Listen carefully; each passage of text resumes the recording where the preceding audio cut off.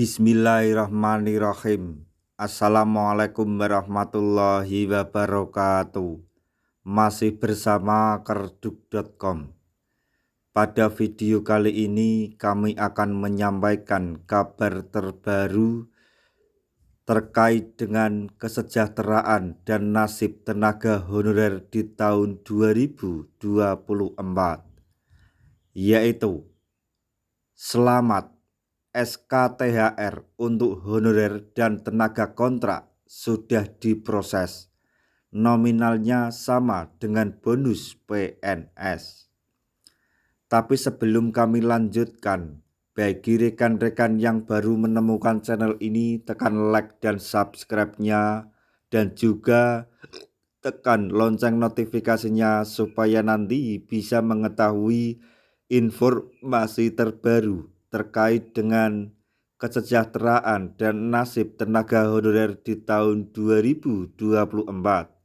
Sekarang, mari kita simak dan cermati penjelasan yang ada di video ini supaya nanti tidak gagal paham.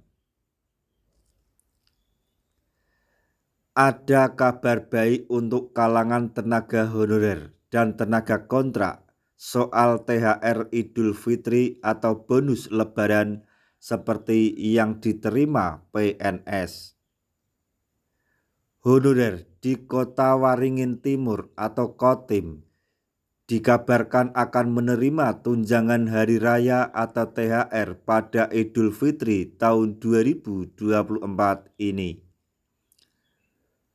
Bupati Halikin Nur menegaskan bahwa kebijakan pemberian THR mencakup tenaga kontrak, honorer, dan non-ASN di lingkungan pemerintah kabupaten tersebut. Namun, proses pencairan THR untuk honorer masih menunggu surat keputusan resmi.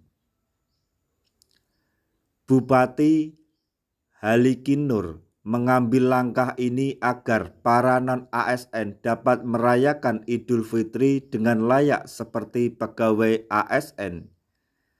Apakah nominal THR honorer sama dengan PNS?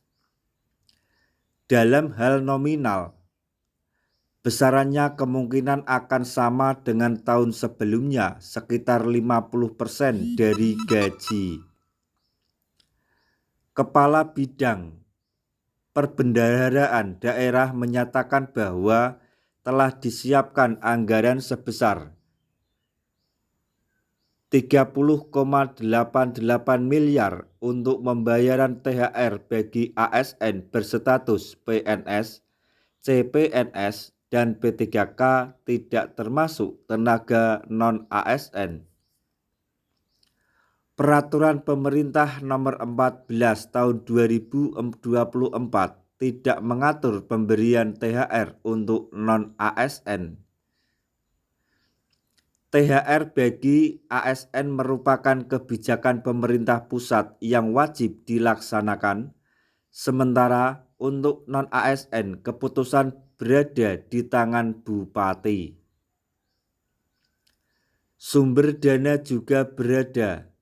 THR ASN berasal dari dana alokasi umum atau DAU pemerintah pusat, sedangkan THR non-ASN berasal dari anggaran pendapatan dan belanja daerah atau APBD.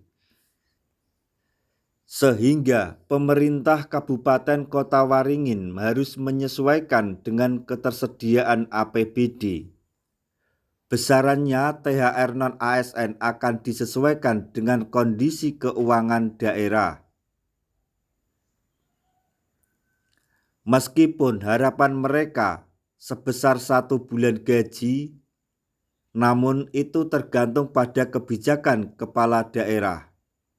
Selain itu, ada banyak program dan kegiatan pemerintah daerah yang memerlukan anggaran, seperti pemilihan kepala daerah atau pilkada.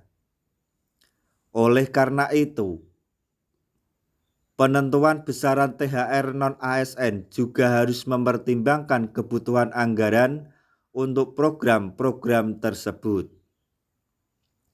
sehingga honorer dan tenaga kontrak tidak membandingkan besaran THR PNS dan P3K karena memiliki aspek-aspek yang berbeda, termasuk sumber dananya serta kebijakan yang mengaturnya. THR untuk honorer dan tenaga kontrak harus mengikuti ketentuan yang berlaku serta mempertimbangkan kondisi keuangan daerah.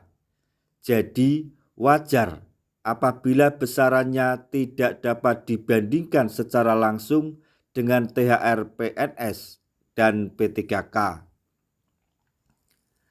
Nah, itu tadi informasi yang dapat kami sampaikan, informasi terbaru terkait dengan THR atau tunjangan hari raya untuk tenaga honorer dan tenaga kontrak tahun 2024 ini. Semoga informasi ini dapat bermanfaat bagi rekan-rekan tenaga honorer semuanya. Di akhir video kami mengucapkan banyak terima kasih. Wassalamualaikum warahmatullahi wabarakatuh.